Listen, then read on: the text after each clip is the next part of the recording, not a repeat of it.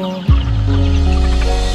Lumilipas ang panahon, kabiyak ng ating gulita.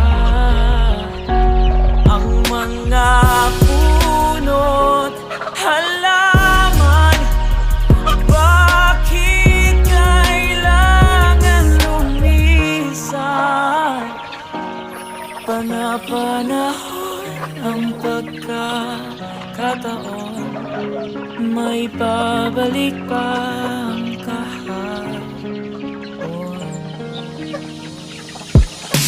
Ngayon ikaw ay nabalik,